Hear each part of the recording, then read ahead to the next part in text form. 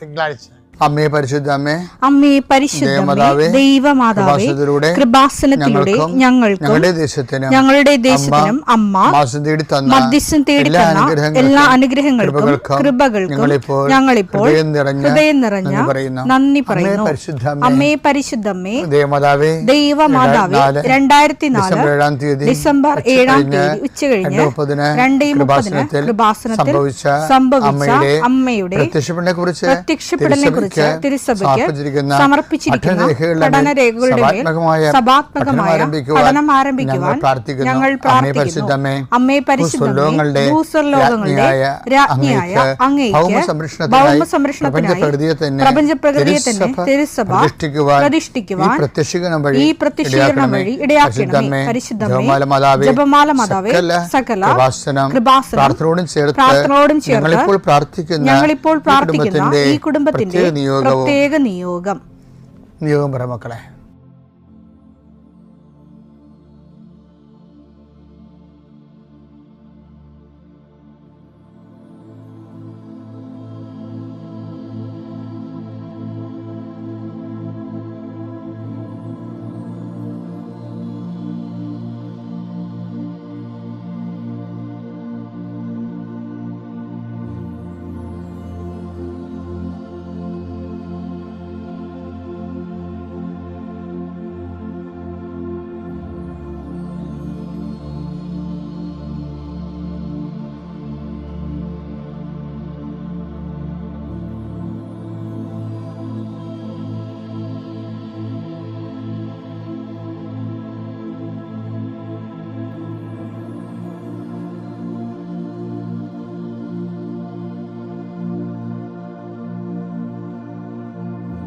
അമ്മയുടെ പ്രത്യക്ഷീകരണത്തിന്റെ ഈ അനുഗ്രഹവേളയിൽ ഞങ്ങൾക്ക് സാധിച്ചു തരുവാൻ കനിയണമേ. ആമേൻ. വിശ്വാസ പ്രമാണം.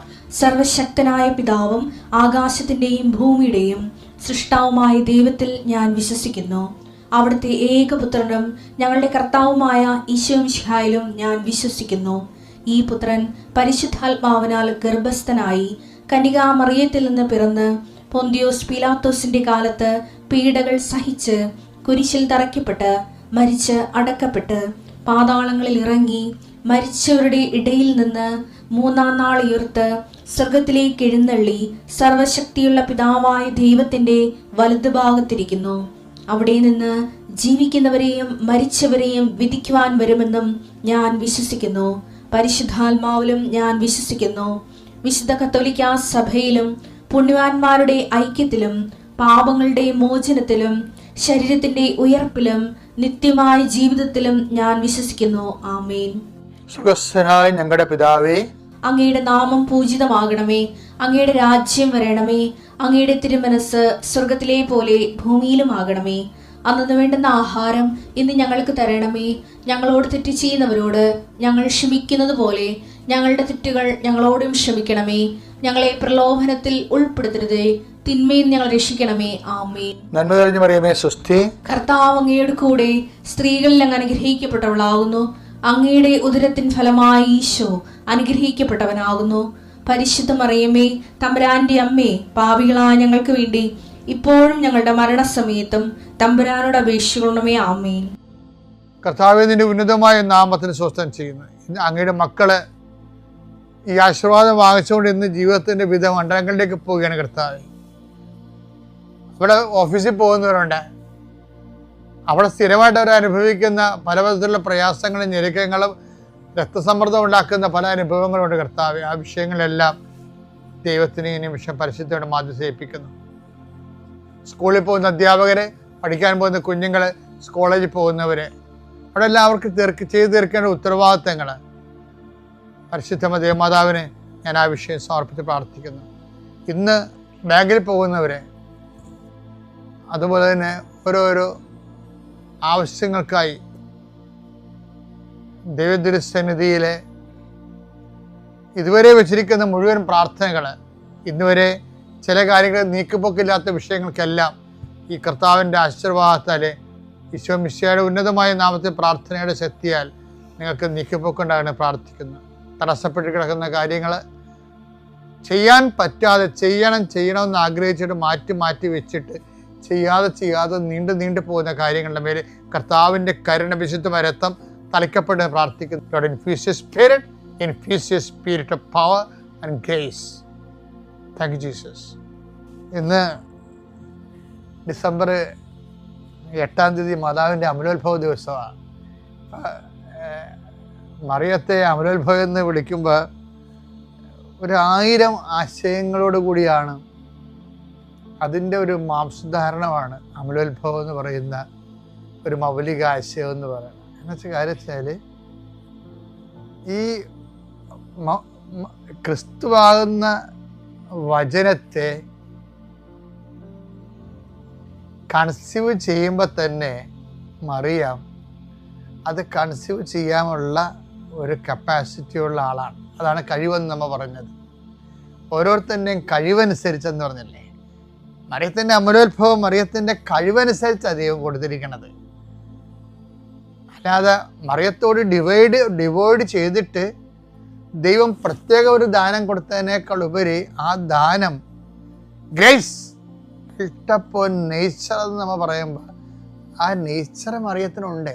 അതാണ് അതിൻ്റെ കഴിവെന്ന് പറയുന്നത്.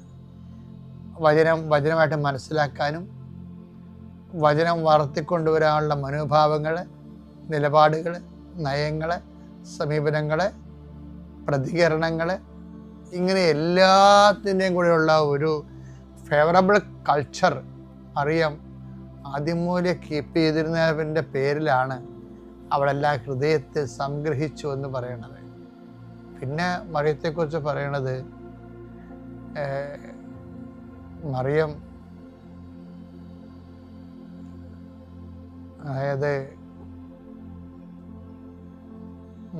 അതായത് യാക്കോബിൻ്റെ ഗോത്രത്തിൽ അവൻ എന്നേക്കും വലിയവനായിരിക്കും. അവൻ്റെ രാജ്യത്തിന് അവസാനം ഉണ്ടാകുകയില്ല. അത് മറിയത്തോടാണ് പറഞ്ഞിരിക്കുന്നത്. വേറെ ആരോടും പറഞ്ഞാൽ അത് മനസ്സിലാകത്തില്ല. ലൂക്ക 1:32-33 അവൻ വലിയവനായിരിക്കും, അവൻ വലിയവനായിരിക്കും, അത്യുന്നതന്റെ പുത്രൻ എന്ന് വിളിക്കപ്പെടും, അത്യുന്നതന്റെ പുത്രൻ എന്ന് വിളിക്കപ്പെടും. അവന്റെ പിതാവായ ദാവീദിന്റെ സിംഹാസനം, അവന്റെ പിതാവായ ദാവീദിന്റെ സിംഹാസനം ദൈവമായ കർത്താവ് അവന് കൊടുക്കും, ദൈവമായ കർത്താവ് അവന് കൊടുക്കും. യാക്കോബിന്റെ ഭവനത്തിന്മേൽ അവൻ എന്നേക്കും ഭരണം നടത്തും, അവന്റെ രാജ്യത്തിന് അവസാനം ഉണ്ടാകുകയില്ല. ലൂക്ക 1:33 അത് ഈ യാക്കോബിന്റെ ഭവനത്തിൽ അവൻ എന്നേക്കും ഭരണം നടത്തും, അവന്റെ രാജ്യത്തിന് അവസാനം ഉണ്ടാകുകയില്ല. ഞാനൊക്കെ പണ്ട് വിശ്വസിച്ചിരുന്നത് ഈ യോഹന്നാൻ എന്നെ കുറെ വഴിതെറ്റിച്ചിട്ടുണ്ട്. യോഹന്നാന്റെ സുവിശേഷത്തിൽ പുനരുദ്ധാനത്തിന് പ്രഥമ സാക്ഷി മേരി മാഗ്ഡലൻ അല്ലേ. അപ്പം ഞാനും കഴിഞ്ഞ ഇടയ്ക്ക് വരെ വിശ്വസിച്ചിരുന്നത് പുനരുദ്ധാനത്തിൻ്റെ പ്രഥമ സാക്ഷി മേരി മാഗ്ഡലൻ എന്നാണ്. പക്ഷെ പുനരുദ്ധാനത്തിൻ്റെ പ്രഥമ സാക്ഷി പുനരുദ്ധാന സമയത്ത് അവിടെ ഇല്ലായിരുന്ന ആളാണ്. പുനരുദ്ധാന സമയത്ത് അവിടെ ഇല്ലായിരുന്ന ആളാരാണ്? മറിയം. അല്ല പിന്നെ ആരാണ്? പരിശുദ്ധമ്മയല്ലേ. അമ്മ കുരിശിൻ്റെ ചുവട്ടിൽ നിന്ന് ബോഡി ഇറക്കി മടി കിടത്തിയതിന് ശേഷം, കല്ലറയിൽ വെച്ചടക്കിയതിന് ശേഷം പിന്നെ മറിയം പിക്ചറിലില്ല. പിന്നെ ഓരോരുത്തരുമേ ഇല്ല മറിയം. പിന്നെ അപ്പോസ്തലന്മാരെ കൂട്ടായ്മയിലെ മറിയത്തെ കാണത്തുള്ളൂ. അതിനുള്ളിൽ നടന്ന സംഭവങ്ങൾക്കെല്ലാം മറിയം തന്നെയാണ് സാക്ഷി. എന്താ കാര്യം? മറിയം പിന്നീട് ഏറ്റവും വലിയ ഹൃദയത്തിൽ സംഗ്രഹിക്കലിൻ്റെ കാലഘട്ടമാണ്. കുരിശിൻ്റെ ചുവട്ടിൽ നിന്ന് മറിയത്തിൻ്റെ വീട്ടിലോട്ടുള്ള യാത്രയിൽ എടുത്ത ആ 3 ദിവസമില്ലേ, അതാണ് മറിയത്തിൻ്റെ അവസാന ഹൃദയത്തെ സംഗ്രഹിപ്പ്. എന്താ സംഗ്രഹിച്ചത്? മറിയത്തോട് പറഞ്ഞിട്ടുണ്ട്. എന്ത് പറഞ്ഞു? മംഗളവാർത്ത സമയത്ത് എന്താ മംഗളവാർത്ത? അവൻ്റെ രാജ്യത്തിന് അവസാനം ഉണ്ടാകില്ലെന്ന്. അവൻ്റെ രാജ്യത്തിന് അവസാനം ഉണ്ടാകില്ലെന്ന്. അതാണ് മറിയം ഈ ദിവസങ്ങളിലൊക്കെ ഹൃദയത്തിൽ സംഗ്രഹിച്ചത്. സംഗ്രഹിക്കാൻ മാത്രമല്ല, അത് മറിയത്തെ കണ്ടപ്പോഴേ എഡിറ്റ് ചെയ്യാതെ എലിസബത്ത് പറയും, മേരി, നീ മേരിയല്ല, അവൻ്റെ രാജ്യത്തിന് അവസാനം ഉണ്ടാകില്ലെന്ന് അരുളി ചെയ്ത അവസാനമില്ലാത്ത രാജ്യത്തിൻ്റെ രാജാവ്, എൻ്റെ കർത്താവ്, എൻ്റെ കർത്താവിൻ്റെ അമ്മയാണ് നീ. എന്നെ കാണാൻ എനിക്കെങ്ങനെ യോഗ്യത എന്ന് പറഞ്ഞിട്ട് എലിസബത്ത് പറയണത് എന്താണെന്നറിയാമോ? ശരി, കർത്താവ് നിന്നോട് അരുളി ചെയ്ത കാര്യങ്ങൾ, അവൻ്റെ രാജ്യത്തിന് അവസാനം ഉണ്ടാകില്ലെന്ന് കർത്താവ് നിന്നോട് അരുളി ചെയ്ത കാര്യങ്ങൾ, കുരിശുമരണത്തിൻ്റെ അപ്പുറത്ത് അവൻ്റെ തിരുവുത്ഥാനത്തെക്കുറിച്ച് കർത്താവ് നിന്നോട് അരുളി ചെയ്ത കാര്യങ്ങൾ, അത് നിറവേറുമെന്ന് വിശ്വസിച്ച നീ ഭാഗ്യവതിയാണെങ്കിൽ നീയാണ് പുനരുത്ഥാനത്തിൻ്റെ പ്രഥമ സാക്ഷി. അമ്മയുടെ അമലോത്ഭവം അമ്മയെ പുനരുത്ഥാനത്തിന് പ്രഥമ സാക്ഷിയായി ഉയർത്തുന്നതും തിരുവുത്ഥാനവും തമ്മിൽ ബന്ധപ്പെട്ടതാണ്. ഇതിൻ്റെ അകത്ത് ജഡികമായ യാതൊരു വിഷയങ്ങളുമില്ല, എല്ലാം ആധ്യാത്മിക വിഷയങ്ങളാണ്. ആധ്യാത്മിക പ്രസരിപ്പിലും അതുപോലെ തന്നെ ആധ്യാത്മിക സൂര്യ തേജസ്സിലും നിഴലില്ലാതെ പോകുന്ന ഒരവസ്ഥയാണ് അമലോത്ഭവം.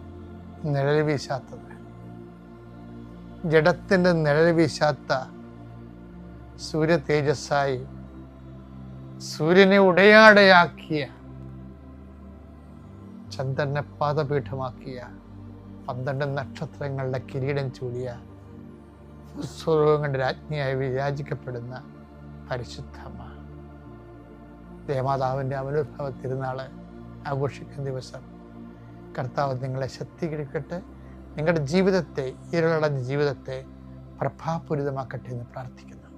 മാതാവ് ജീവനോടെ പ്രത്യക്ഷപ്പെട്ട ഈ ആൾത്താരയിൽ ഇവിടെ വന്ന് സാക്ഷ്യം പറയുവാൻ എന്നെ അനുഗ്രഹിച്ച മാതാവിനും ഈശോയ്ക്കും കോടാനുകോടി നന്ദി ആദ്യമേ പറയുന്നു. എൻ്റെ പേര് ആൻസി ജിജോ. ഞങ്ങൾ മാവേലിക്കരയിൽ നിന്ന് വരുന്നു. ഇതെൻ്റെ ഹസ്ബൻഡ് ജിജോ ജോസഫ്. ഞങ്ങളുടെ രണ്ടാമത്തെ കുഞ്ഞ് എൽന മരിയ. ഞാനിവിടെ ആദ്യമായി ഉടമ്പടി എടുക്കുന്നത് 2025 ഫെബ്രുവരി മാസം 17-ാം തീയതിയാണ്. ഇതിനു മുൻപ് ഞാൻ 2 തവണ കൃപാസനത്തിൽ വന്നെങ്കിലും എനിക്ക് ഉടമ്പടി എടുക്കുവാൻ സാധിച്ചില്ല. അന്ന് ഞാൻ എൻ്റെ ആദ്യത്തെ കുഞ്ഞിനെയും കൊണ്ടാണ് ഇവിടെ വന്നിരുന്നത്. അപ്പോൾ എൻക്വയറി ഓഫീസിൽ അന്വേഷിച്ചപ്പോൾ ഉടമ്പടി ക്ലാസ് ഉണ്ട്, അതിനുശേഷമേ ഉടമ്പടി എടുക്കാൻ സാധിക്കുകയുള്ളൂ എന്ന് എന്നോട് പറഞ്ഞു. അപ്പോൾ കൈക്കുഞ്ഞായതുകൊണ്ട് അത്രയും സമയം കുഞ്ഞിനെയും വെച്ചുകൊണ്ട് ക്ലാസ് അറ്റൻഡ് ചെയ്യുക എനിക്ക് ബുദ്ധിമുട്ടായി തോന്നി. ഞങ്ങൾ തിരിച്ചു പോയിട്ട് വീട്ടിൽ വന്ന് കൃപാസനത്തിൽ തിരിച്ചു വന്ന് ഉടമ്പടി എടുക്കുന്നതിനെ പറ്റി ഉള്ള കാര്യങ്ങളൊന്നും ഞങ്ങൾ വേണ്ടാന്ന് തന്നെ വെച്ചു. അത് മനഃപൂർവ്വം അങ്ങനെ ചെയ്യുക എന്ന് പറയുന്നതാകും ശരി. പിന്നീട് ഞങ്ങളുടെ ജീവിതത്തിൽ ഒട്ടനവധി പല കാര്യങ്ങളെയും കുറിച്ച് തടസ്സങ്ങൾ വന്നപ്പോൾ പിന്നീട് വന്നത് കൃപാസനം തന്നെയാണ്. ഞങ്ങളുടെ അടുത്ത വീട്ടിലെ ആളുകൾ ഞങ്ങളോട് പറഞ്ഞു, കൃപാസനത്തിൽ പോയി ഉടമ്പടി എടുക്കുക, അവർക്ക് കിട്ടിയ അനുഗ്രഹങ്ങളൊക്കെ ഞങ്ങളോട് പറഞ്ഞു. എന്തു തന്നെയായാലും വീണ്ടും കൃപാസനത്തിൽ ഞങ്ങൾ വന്ന് ഞാൻ ഉടമ്പടിക്കായി കയറി. എല്ലാവരെയും പോലെ തന്നെ ആദ്യമായി എൻ്റെ ഭൗതികപരമായ ആവശ്യങ്ങളാണ് ഞാൻ ആ നിയോഗത്തിൽ വെച്ചത്. പക്ഷെ നിയോഗത്തിൽ വെച്ചു ഇവിടെ വന്ന് ഉടമ്പടി എടുത്ത് പ്രാർത്ഥിച്ച് തിരിച്ച് വീട്ടിൽ പോയെങ്കിലും ഉടമ്പടിയിൽ പറഞ്ഞിരുന്ന നിബന്ധനകളൊന്നും ഞാൻ പാലിക്കുവാൻ തയ്യാറായിരുന്നില്ല. അതിലേറ്റവും പ്രധാനപ്പെട്ടത് വിശുദ്ധ കുമ്പസാരമായിരുന്നു. അച്ഛൻ പറഞ്ഞതുപോലെ നമ്മൾ നല്ലൊരു കുമ്പസാരമൊക്കെ നടത്തി മറ്റുള്ളവരോട് ക്ഷമിച്ചിട്ട് വേണം ഉടമ്പടി പ്രാർത്ഥനയിൽ അല്ലെങ്കിൽ ഉടമ്പടി ജീവിതം നയിക്കുവാനെന്ന് പറഞ്ഞു. പക്ഷെ ഞാനത് മനഃപൂർവ്വമായി തന്നെ മാറ്റിവെച്ചു എന്ന് പറയുന്നതാവും ശരി. പ്രാർത്ഥനയൊക്കെ ചെറിയ രീതിയിൽ തുടങ്ങി, സാക്ഷ്യങ്ങളൊക്കെ ചെറുതായിട്ട് കേട്ടു. പക്ഷേ എൻ്റെ ജീവിതത്തിൽ പ്രത്യേകിച്ച് വലിയ മാറ്റങ്ങളൊന്നും വന്നില്ല. പതിയെ ഞാൻ ഉടമ്പടിയെ സ്നേഹിക്കുവാൻ തുടങ്ങിയെന്ന് പറയുന്നതാവും ശരി. അങ്ങനെ ഇരിക്കുകയാണ് ഞങ്ങളുടെ പള്ളിയിൽ വിശുദ്ധ കുർബാന ബുധനാഴ്ച നടക്കുന്നത് വൈകുന്നേരമാണ്. അപ്പോൾ വൈകുന്നേരം മാതാവിൻ്റെ നൊവേനയും ഉണ്ട്. എന്നാൽ കുർബാനയിൽ സംബന്ധിച്ച് നൊവേനയിലും കൂടാമെന്ന് കരുതി ഞങ്ങളുടെ മൂത്ത കുഞ്ഞിനെയും കൊണ്ട് ഞങ്ങൾ കുർബാനയ്ക്കായി പോയി. അപ്പോൾ ഇളയ കുഞ്ഞിനെ വീട്ടിൽ അമ്മയെ ഏൽപ്പിച്ചിട്ടാണ് പോയത്. അപ്പോൾ തിരിച്ചു വന്നപ്പോൾ അമ്മ പറഞ്ഞു, കുഞ്ഞ് ഭയങ്കര കരച്ചിലായിരുന്നു, കുഞ്ഞ് കളിക്കുകയായിരുന്നു, ഒരു പാട്ടയൊക്കെ എടുത്ത് വെച്ച് അതിനകത്ത് കുറച്ച് സാധനങ്ങളൊക്കെ ഉണ്ടായിരുന്നല്ലോ, എന്തോ മൂക്കിലിനുള്ളിൽ കയറ്റിയെന്ന് പറഞ്ഞു. ഞങ്ങൾ നോക്കി, ഒന്നും കണ്ടില്ല. അപ്പം അടുത്ത് വന്ന ആളുകളൊക്കെ പറഞ്ഞു, മൂക്കിൽ എന്തെങ്കിലും കയറിയിട്ടുണ്ടായിരുന്നെങ്കിൽ കുഞ്ഞിങ്ങനെ ആക്റ്റീവായിട്ട് ഇരിക്കത്തില്ല. ഞാൻ പറഞ്ഞു, എന്നാലും ഹോസ്പിറ്റലിൽ പോകാം. വേണ്ട എന്നെല്ലാവരും പറഞ്ഞു. അപ്പം ഞങ്ങളത് അവിടെ വെച്ച് സ്റ്റോപ്പ് ചെയ്തു. വൈകിട്ട് പ്രാർത്ഥിക്കുവാനായിട്ടിരുന്നു. പ്രാർത്ഥിച്ചപ്പോൾ ഞാൻ ഉടമ്പടി തൈലം എടുത്ത് വിശ്വാസ പ്രമാണം ചൊല്ലി മൂക്കിൻ്റെ പാലത്തിന്മേലൊക്കെ വരച്ചിട്ട് പറഞ്ഞു, മാതാവേ, എന്തെങ്കിലും ഇവളെ എടുത്ത് വെച്ചിട്ടുണ്ടെങ്കിൽ നീയായിട്ടങ്ങ് മാറ്റി തന്നേക്കണമേ എന്നും അങ്ങ് പറഞ്ഞു. പിറ്റേ ദിവസം നോക്കിയപ്പോൾ മിക്സറിനകത്തിൽ നമ്മൾ കാണുന്ന ചെറിയൊരു ഉണ്ട പോലത്തെ സാധനമാണ് ഇറങ്ങി വന്നത്. ഞങ്ങളത് മാത്രമേ ഉള്ളൂ എന്ന് വിശ്വസിച്ചിരുന്നു. പിന്നീട് കുഞ്ഞിൻ്റെ മൂക്കിൽ നിന്ന് ശക്തമായിട്ട് മൂക്കൊലിപ്പൊക്കെ വരാൻ തുടങ്ങി. ഞങ്ങൾ പീഡിയാട്രിഷ്യനെ കൊണ്ടുപോയി കാണിച്ചപ്പം പീഡിയാട്രിഷ്യൻ പറഞ്ഞു, പനിയായിട്ടൊന്നുമില്ല കുഞ്ഞിന്, ചിലപ്പം കാലാവസ്ഥയുടെ ആയിരിക്കാം, അതുകൊണ്ടായിരിക്കാം മൂക്കിൽ നിന്നിങ്ങനെ ശക്തമായി മൂക്കൊലിപ്പൊക്കെ ഉണ്ടാകുന്നത്, നേസൽ ഡ്രോപ്സ് ഒക്കെ ഒഴിച്ചാൽ മതിയെന്ന് പറഞ്ഞു. പക്ഷേ കുഞ്ഞ് എന്ത് സമ്മതിച്ചാലും മൂക്കിൽ പിടിക്കാനോ നേസൽ ഡ്രോപ്പ് ഒഴിക്കാനോ ഒന്നും സമ്മതിക്കുന്നില്ല. പക്ഷേ എങ്കിലും ഉടമ്പടി തൈലം തൂത്തു എന്നും ഞങ്ങൾ പ്രാർത്ഥിക്കുമായിരുന്നു. അങ്ങനെയിരിക്കെ ജൂൺ മാസം 2025 ജൂൺ മാസം 1-ാം തീയതി ഞങ്ങളുടെ വല്യപ്പച്ചൻ്റെ ഓർമ്മ ദിവസമായിരുന്നു. ഞങ്ങളന്ന് കുർബാനയിൽ സംബന്ധിച്ച് സെമിത്തേരിയിൽ ധൂപപ്രാർത്ഥനയൊക്കെ നടത്തുന്ന സമയത്ത് ഞങ്ങളുടെ വികാരി എൻ്റെ തലയിൽ ഇങ്ങനെ കൈവച്ച് ബ്ലെസ് ചെയ്യുന്ന സമയത്ത് ചോദിച്ചു, നീ കൃപാസനത്തിൽ പോയി ഉടമ്പടി എടുത്തതാണോ എന്ന് ചോദിച്ചു. ഞാൻ പറഞ്ഞു, ആണച്ചു. നീ നന്നായിട്ട് പ്രാർത്ഥിക്കുന്നില്ലേ, നിൻ്റെ പ്രാർത്ഥനയിൽ എന്തോ കുറവുള്ളതായിട്ട് എനിക്ക് തോന്നുന്നു എന്ന് പറഞ്ഞു. ഞാൻ പറഞ്ഞില്ല ചോ, ഞാൻ നന്നായിട്ട് പ്രാർത്ഥിക്കുന്നൊക്കെയുണ്ട്, എന്തായാലും നീ കുറച്ചും കൂടി നന്നായിട്ട് പ്രാർത്ഥിക്കുവാനും മറ്റു കാര്യങ്ങളൊക്കെ ചെയ്യുവാനൊക്കെ നോക്കുമെന്ന് പറഞ്ഞു. ഞാൻ പറഞ്ഞു ശരി. അപ്പോൾ വീട്ടിൽ വന്നു കഴിഞ്ഞപ്പോൾ എനിക്ക് വലിയ പ്രയാസമായിരുന്നു. അച്ഛൻ എന്താണ് അങ്ങനെ പറഞ്ഞത്, ഇനി എന്താണ് നമ്മൾ ചെയ്യേണ്ടത്, പ്രാർത്ഥിക്കുന്ന സമയത്ത് കുഞ്ഞുങ്ങൾ ബഹളമൊക്കെ വെക്കുന്നുണ്ടല്ലോ, നമ്മളിനി എന്ത് ചെയ്യും, കുഞ്ഞുങ്ങളെ മാറ്റി നിർത്തിയിട്ട് എങ്ങനെയാണ് പ്രാർത്ഥിക്കാനൊക്കെ പറ്റുന്നതെന്നൊക്കെ വെച്ചു. മാതാവ് എന്തുകൊണ്ടാണ് അപ്പം നമ്മുടെ പ്രാർത്ഥന അങ്ങനെയൊന്നും കേൾക്കാത്തതെന്ന് വരെ എനിക്കങ്ങ് തോന്നിപ്പോയി. ആ സമയത്ത് ഞങ്ങൾ പ്രാർത്ഥിക്കാനായിട്ടിരുന്നപ്പം ഈ കുഞ്ഞ് മാതാവിൻ്റെ നമ്മൾ നീലത്തിരി കത്തിച്ച് വെച്ചിരിക്കുന്ന മെഴുക് അവിടെ ഉണ്ടായിരുന്നു. അപ്പോൾ അത് ഉരുകി വീണത് ഇവളുടെ അടുത്ത് കളിക്കുന്നുണ്ടായിരുന്നു. അപ്പോൾ പുള്ളി അത് കണ്ടു കളിക്കുന്നത്. കുഞ്ഞ് അത് കയ്യിൽ വെച്ചിട്ട് പെട്ടെന്ന് തന്നെ ഞങ്ങളുടെ പുറകിലുള്ള സോഫയിലേക്ക് കയറിയിരുന്നു. അങ്ങനെ കയറിയിരുന്ന് കുറച്ച് കഴിഞ്ഞപ്പോഴത്തേക്ക് ഇവൾ പെട്ടെന്ന് കരയാൻ തുടങ്ങിയിട്ട് മൂക്കിൽ വിരൽ വെച്ചിട്ടാണ് കുഞ്ഞ് ശക്തമായിട്ട് കരയുന്നത്. അപ്പോൾ പെട്ടെന്ന് തന്നെ ഞങ്ങൾ ഹോസ്പിറ്റലിൽ കൊണ്ടുപോയി. നോക്കിയപ്പോൾ ഇവിടെ കയ്യിൽ മെഴുകൊന്നും കാണുന്നൊന്നുമില്ല. അപ്പോൾ ഹോസ്പിറ്റലിലേക്ക് കൊണ്ടുപോയി. അവിടെ ചെന്നപ്പോൾ അവിടെ ഡോക്ടർ ഇല്ലായിരുന്നു, ENT ഇല്ലായിരുന്നു. ഞായറാഴ്ചയാണ്, ഞങ്ങളുടെ അടുത്തങ്ങ് വേറെ ഹോസ്പിറ്റലുകളൊന്നുമില്ല. ഞങ്ങൾ മാവേലിക്കരയിൽ തന്നെയുള്ള വീട്ടിൽ നോക്കുന്ന ഒരു പീഡിയാട്രിഷ്യനെ കൊണ്ടുപോയി കാണിച്ചു. ഡോക്ടർ പറഞ്ഞു, മൂക്കിനുള്ളിൽ എന്തോ ഇരിപ്പുണ്ട്, പക്ഷേ അത് ഡോക്ടർക്ക് എടുക്കാൻ സാധിക്കത്തില്ല, അതൊരു ENTക്ക് മാത്രമേ സാധിക്കത്തുള്ളൂ. മൂക്കിനുള്ളിൽ നമുക്ക് ഒത്തിരി അങ്ങ് പ്രഷർ ചെയ്യാൻ പറ്റത്തില്ല, ഇതെന്തെങ്കിലും ഉണ്ടെങ്കിൽ അകത്തേക്ക് കയറിപ്പോകും.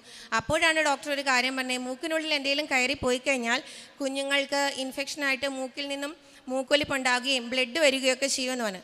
ഈ കാര്യങ്ങളെല്ലാം തന്നെ ഇവൾക്കുണ്ടായിരുന്നു, നമ്മളത് ശ്രദ്ധിച്ചില്ല എന്ന് പറയുന്നതാവും ശരി. അപ്പോൾ ഞങ്ങൾ എന്ത് തന്നെയായാലും ഡോക്ടർ തന്നെ സജസ്റ്റ് ചെയ്തു, തട്ടാരമ്പലം ഞങ്ങളുടെ അടുത്തുള്ളൊരു സ്ഥലമാണ്, അവിടെ BSM എന്ന് പറയുന്നൊരു ഹോസ്പിറ്റലുണ്ട്, അവിടേക്ക് നിങ്ങൾ വേഗം തന്നെ കൊണ്ടുപോകാൻ പറഞ്ഞു. ഞങ്ങൾ അവിടെ തന്നെ വേഗം തന്നെ കൊണ്ടുപോയി അവിടെ കാഷ്വാലിറ്റിയിൽ കയറി കാണിച്ചു.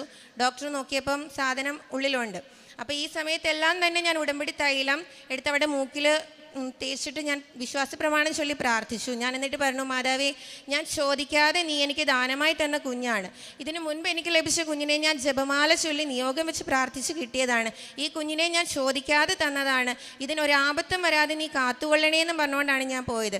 ഉടമ്പടി കാശുരൂപം കയ്യിൽ മുറുകി പിടിച്ച് മനസ്സിൽ വിശ്വാസ പ്രമാണം ചൊല്ലി കുഞ്ഞിനെ ഞാൻ മടിയിലിരുത്തി. ഡോക്ടർ നോക്കി എന്തോ ഒരു നീളത്തിലുള്ളൊരു സാധനം കുഞ്ഞിൻ്റെ മൂക്കിനുള്ളിലേക്ക് ഇട്ടു. കുഞ്ഞിൻ്റെ മൂക്കിൽ നിന്ന് ഇറങ്ങി വന്നത് വട്ടത്തിലുള്ളൊരു വലിയ ഞട്ടാണ്. ആ ഞട്ട് എത്രയും ദിവസം കുഞ്ഞിൻ്റെ മൂക്കിലിരുന്നെന്ന് ഞങ്ങൾക്ക് തന്നെ വിശ്വസിക്കാൻ കഴിഞ്ഞില്ല. ഡോക്ടർ അവിടെ വെച്ച് തന്നെ മരുന്നുകളൊക്കെ ഒഴിച്ചു. ഞങ്ങൾ തിരിച്ച് വീട്ടിൽ വന്നപ്പം തിരിച്ച് ഈ കുഞ്ഞവിടെ കിടന്നുറങ്ങി. എഴുന്നേറ്റിട്ട് കഴിഞ്ഞിട്ട് കുഞ്ഞ് മൂക്കിലൊന്ന് പിടിച്ചു. അപ്പോഴാണ് മാതാവിൻ്റെ തിരി മൂക്കിനുള്ളിൽ നിന്നും തനിയെ ഇറങ്ങി വന്നത്. അപ്പോൾ ഞങ്ങൾക്ക് മനസ്സിലായി മാതാവിൻ്റെ വലിയൊരു സംരക്ഷണം ഞങ്ങളുടെ കുടുംബത്തിനുണ്ടെന്ന്. കാരണം ഞങ്ങൾ അശ്രദ്ധമായി വിട്ടൊരു കാര്യം മാതാവ് ഞങ്ങൾക്ക് കാണിച്ചു തരികയായിരുന്നു. നിങ്ങളുടെ കുഞ്ഞിന് അത്യാഹിതം സംഭവിക്കാമായിരുന്നു, അതിൽ നിന്നും മാതാവ് ഞങ്ങളുടെ കുഞ്ഞിനെ എടുത്തുയർത്തിയെന്ന് തന്നെ പറയാം. അതിന് മാതാവിനോട് 1000 നന്ദി ഞാൻ പറയുന്നു. രണ്ടാമതായിട്ട് എനിക്ക് കിട്ടിയ അനുഗ്രഹം എന്ന് പറയുന്നത് ഞാൻ കേട്ടറ്റ് പാസ്സാകുക എന്നതായിരുന്നു. ഞാൻ 3-4 തവണ കേട്ടറ്റ് എഴുതിയ ഒരു വ്യക്തിയാണ്. എനിക്ക് 2-3 മാർക്കിനൊക്കെയാണ് കേട്ടറ്റിൻ്റെ ഫെയിൽഡായി പോകുന്നത്. അപ്പോൾ ഇത്തവണ ഞാൻ ഉടമ്പടി എടുത്തപ്പം അതിൽ നിയോഗമായിട്ട് സമർപ്പിച്ചു, മാതാവേ എനിക്ക് കേട്ടിട്ട് പാസ്സാക്കി തരണേ. എൻ്റെ മെറിറ്റിനാൽ ഇത് എനിക്ക് ജയിക്കുവാൻ സാധിക്കില്ലെന്ന് എനിക്ക് നന്നായിട്ടറിയാം. നിൻ്റെ ഇഷ്ടമാണെങ്കിൽ നിനക്ക് എപ്പോഴാണോ എനിക്കിത് തരാൻ ആഗ്രഹം, നീ എനിക്ക് അപ്പോൾ എനിക്ക് തന്നാൽ മതി എന്ന് പറഞ്ഞ് ഞാൻ നിയോഗത്തിൽ വെച്ചു. ഞാൻ അത് വന്ന് പ്രാർത്ഥിച്ചു. അപ്പോൾ ഡെയിലി ബ്രെഡിൽ അച്ഛൻ പറയുമായിരുന്നു, നിങ്ങൾ ദൈവത്തിന് സമർപ്പിച്ച കാര്യങ്ങൾ എപ്പോഴും ഇങ്ങനെ എടുത്തെടുത്ത് പറയേണ്ട കാര്യമില്ലെന്ന്. അതുകൊണ്ട് തന്നെ അതിൽ പിന്നെ ഞാൻ എൻ്റെ നിയോഗങ്ങൾ ഇന്നതൊക്കെയാണെന്ന് വെച്ച് ഞാൻ പ്രാർത്ഥിക്കാറില്ല.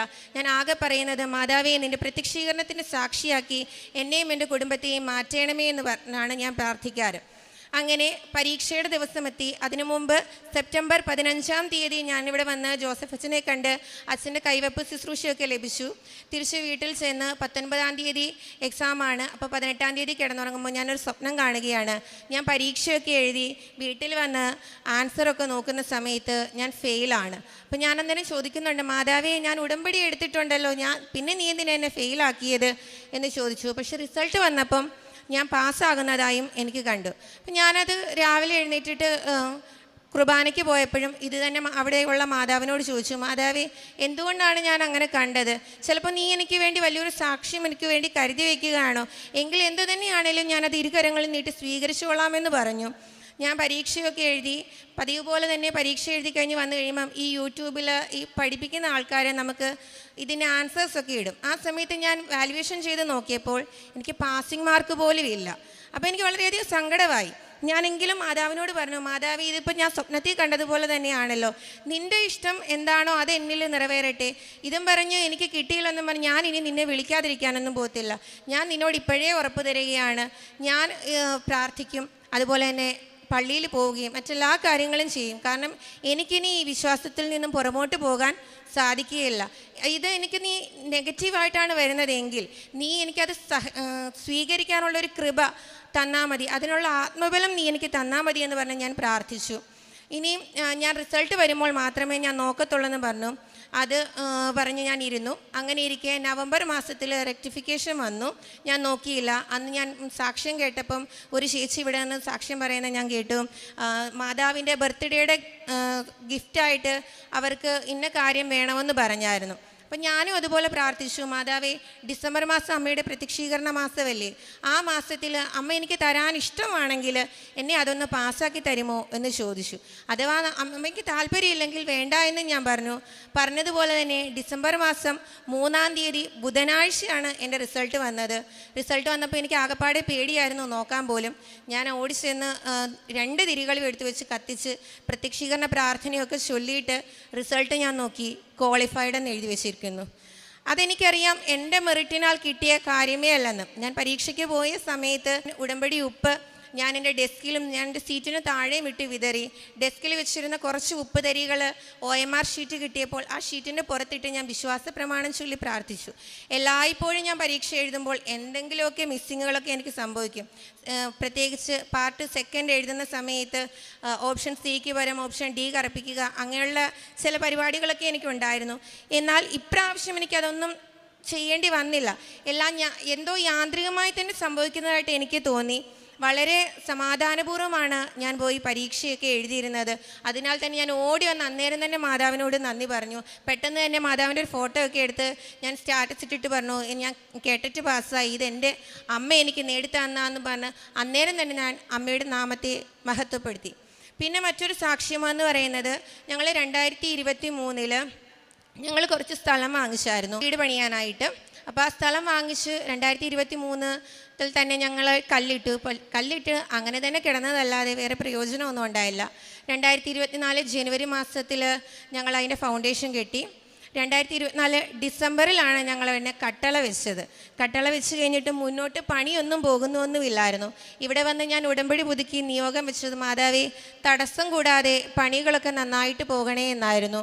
അതുപോലെ തന്നെ ഞങ്ങളുടെ ഭാഗത്തുനിന്നും ഒരു വീഴ്ചയും വരാതെ ആ സമയത്ത് കോൺട്രാക്ടർ കൊടുക്കാനുള്ള പൈസയൊക്കെ എവിടെ നിന്നാണെന്നറിയില്ല, എങ്കിലും കറങ്ങി തിരിഞ്ഞ് നമ്മുടെ കയ്യിൽ മാതാവ് കൊണ്ടുവന്ന് നമ്മൾക്ക് ഏൽപ്പിച്ചു തരുന്നത് പോലെ തോന്നി.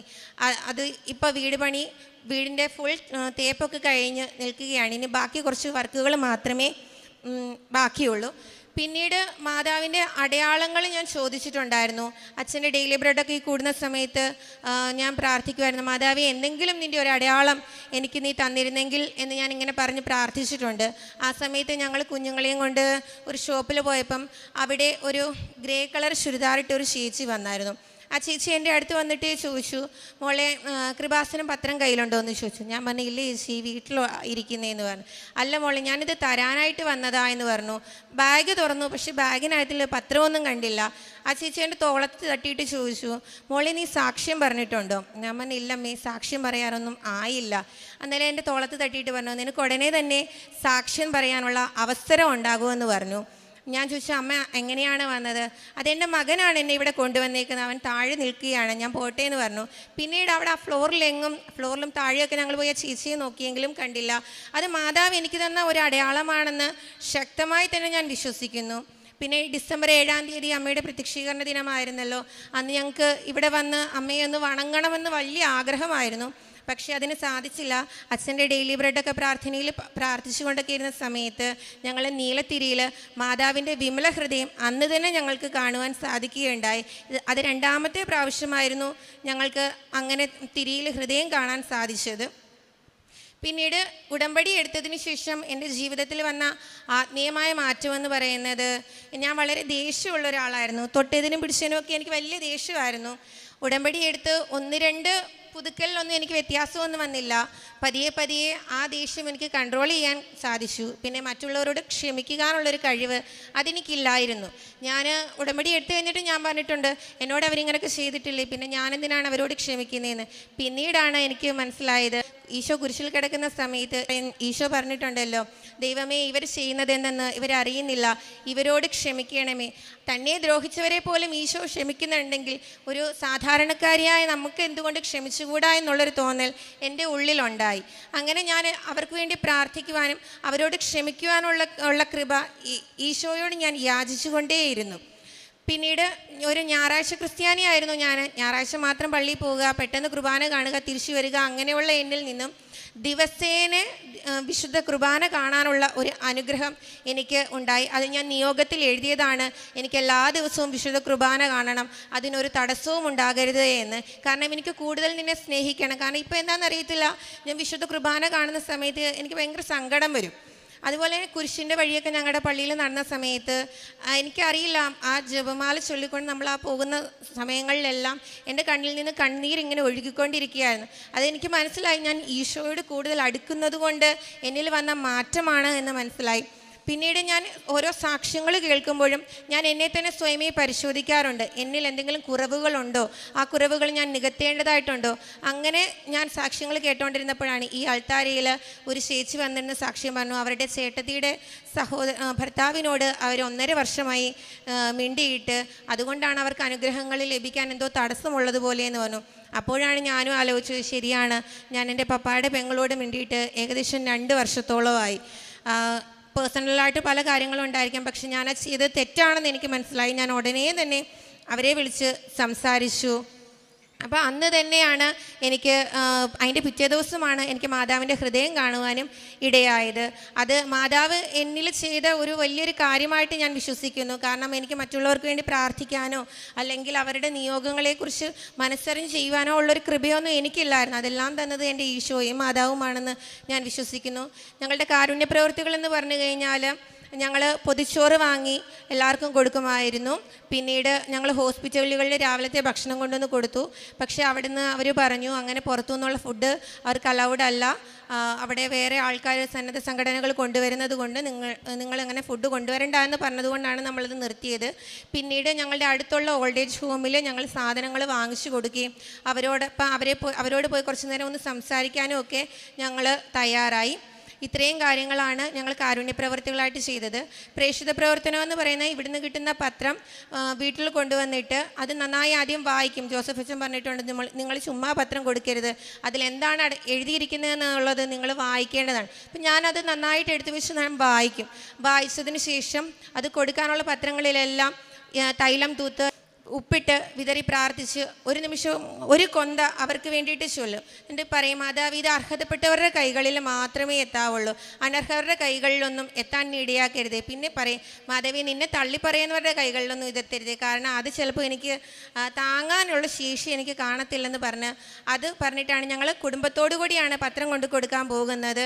ഞങ്ങൾ ഈ കുഞ്ഞിനെയും എൻ്റെ മൂത്ത കുഞ്ഞിനെയും എടുത്തുകൊണ്ട് ഞങ്ങൾ എല്ലാവരും കൂടി ഒന്നിച്ചാണ് കൊണ്ടുവന്നത്. ഞങ്ങൾ ബസ് സ്റ്റാൻഡ്, റെയിൽവേ സ്റ്റേഷൻ, കുറേ ദൂരമുള്ള വീടുകൾ, അടുത്ത് അങ്ങനെ കുറേ അടുത്തൊക്കെയാണ് ഞങ്ങൾ പത്രം കൊണ്ടുപോയി കൊടുക്കുന്നത്. ഇത്രയും കാര്യങ്ങളാണ് ഞങ്ങൾ പ്രേക്ഷിത പ്രവർത്തനമായിട്ട് ചെയ്യുന്നത്. ഈ ചെറുതും വലുതുമായ ഒരുപാട് അനുഗ്രഹങ്ങൾ അമ്മ മാതാവ് ഈശോയിലൂടെ ഞങ്ങൾക്ക് തന്നിട്ടുണ്ട്. എല്ലാം പറയുവാനുള്ള സമയമില്ലാത്തത് കൊണ്ടാണ് പറയാത്തത്. ഇത്രയേറെ അനുഗ്രഹങ്ങൾ തന്ന അമ്മയ്ക്കും ഈശോയ്ക്കും കോടാനുകോടി നന്ദി. ഇനിയും വരും ജീവിതത്തിലും ഈ ഉടമ്പടിയിൽ ജീവിക്കാനാണ് ഞങ്ങൾക്ക് ഇഷ്ടം. നിത്യതയിൽ മാതാവിൻ്റെ കരം പിടിച്ച് ഈശോയിലേക്ക് എത്താനാണ് ഞങ്ങൾ ആഗ്രഹിക്കുന്നത്. മാതാവിനും തിരുക്കുമാരനും ഞങ്ങളുടെ 1000 നന്ദി. എൻ്റെ പേര് കിഷോർ, ഇതെൻ്റെ ഭാര്യ മനീഷ, ഞങ്ങളുടെ മക്കൾ ഇവാനിയ, ജുവാൻ. ഞങ്ങൾ തിരുവനന്തപുരത്തു നിന്നാണ് വരുന്നത്. കഴിഞ്ഞ 1 വർഷമായിട്ട് ഞങ്ങൾ ഓസ്ട്രേലിയയിലാണ് സെറ്റിലായിരിക്കുന്നത്. അതിനു മുമ്പ് ഞങ്ങൾ സിംഗപ്പൂരാണ് വർക്ക് ചെയ്തുകൊണ്ടിരുന്നത്. 2022 നമ്മൾ ഉടമ്പടി വെച്ചപ്പോഴത്തേക്കും ഞങ്ങൾ വെച്ചിരിക്കുന്ന കുറച്ച് കാര്യങ്ങൾ ഞങ്ങൾക്ക് സാധ്യമായി കിട്ടി. അത് ഏറ്റു ചെല്ലാൻ പറയാനായിട്ടാണ് ഞങ്ങളിവിടെ വന്നിരിക്കുന്നത്. അതിൽ ഒന്നാമതായിട്ട് ഞങ്ങൾ സിംഗപ്പൂരായിരുന്നു ആ സമയത്ത് കോവിഡൊക്കെ ആയിരുന്നു. അപ്പോൾ ആ സമയത്ത് ഞങ്ങൾക്ക് PR അവിടെ സിംഗപ്പൂർ ഒരിക്കലും കിട്ടത്തില്ലായിരുന്നു. അങ്ങനെ വരുന്നപ്പോഴത്തേക്ക് ഞങ്ങൾ ഓസ്ട്രേലിയയിലേക്ക് മൈഗ്രേറ്റ് ചെയ്യാം എന്നുള്ളൊരു പ്ലാൻ ചെയ്യുകയും അതിനോടനുബന്ധിച്ച് PR ആപ്ലിക്കേഷൻ സബ്മിറ്റ് ചെയ്യുകയും ചെയ്തു. പക്ഷേ കോവിഡ് ആയതുകൊണ്ട് തന്നെ ഓഫ് ഷോർ ഒന്നും കിട്ടുന്നില്ലായിരുന്നു. ഞങ്ങൾ സിംഗപ്പൂർ ആയതുകൊണ്ട് ഒരു രീതിയിൽ നമുക്ക് PR നമുക്ക് അപ്രൂവ് ആയി കിട്ടുന്നില്ലായിരുന്നു. അങ്ങനെ 2022 വന്ന് നമ്മൾ ഉടമ്പടി വയ്ക്കുകയും അതിനോട് വെച്ച് ബോർഡറെല്ലാം ഓപ്പൺ ആയപ്പോഴത്തേക്കും ഫസ്റ്റ് ഇതിൽ തന്നെ നമുക്ക് പ്രിഫറൻസ് കിട്ടുകയും ഞങ്ങൾ 2023 ഞങ്ങൾക്ക് PR അപ്രൂവ് ആകുകയും ചെയ്തു. അത് ഉടമ്പടിയിൽ ഞങ്ങൾ മാതാവിനോട് സമർപ്പിച്ച് വെച്ചതിൻ്റെ അതിനുശേഷം മാത്രമാണ് കിട്ടിയിരിക്കുന്നത്. അപ്പം ഉടമ്പടി വെച്ചപ്പോഴത്തേക്കും നമ്മുടെ PR ആപ്ലിക്കേഷനിലൊക്കെ നമ്മൾ തൈലം പൂശുകയും അത് സബ്മിറ്റ് ചെയ്യുകയും ഓരോ സ്റ്റേജിലും ഞങ്ങൾ മാതാവിനോട് പ്രാർത്ഥിക്കുകയും ഒക്കെ ചെയ്തു. അങ്ങനെയാണ് ഞങ്ങൾക്ക് 2023 PR ആപ്ലിക്കേഷൻ അപ്രൂവ് ആയി കിട്ടിയത്. പക്ഷേ സ്വാഭാവികമായിട്ടും സിംഗപ്പൂരിൽ നമുക്ക് നമ്മുടെ ജോലിക്കൊന്നും പ്രത്യേകിച്ച് തടസ്സമൊന്നും ഉണ്ടായിരുന്നില്ല. അവിടെ എല്ലാം ഓക്കെ ആയിട്ട് പൊയ്ക്കൊണ്ടിരിക്കുകയായിരുന്നു. അതുകൊണ്ട് തന്നെ കുറച്ച് വൈകി ഓസ്ട്രേലിയയിലേക്ക് മൈഗ്രേറ്റ് ചെയ്താൽ മതി, ജസ്റ്റ് ഒന്ന് ഫസ്റ്റ് എൻട്രി കഴിഞ്ഞിട്ട് തിരിച്ച് സിംഗപ്പൂരിൽ തന്നെ തിരിച്ച് വന്ന് ജോലി ചെയ്ത് കണ്ടിന്യൂ ചെയ്ത് കുറച്ച് കഴിഞ്ഞിട്ട് ജോലി മൂവ് ചെയ്താൽ മതി എന്നൊരു രീതിയിലായിരുന്നു ഞങ്ങൾ പ്ലാൻ ചെയ്തത്. ഒരു 2026 ആദ്യത്തോടു കൂടിയൊക്കെ മൂവ് ചെയ്താൽ മതി എന്നുള്ള രീതിയിലായിരുന്നു.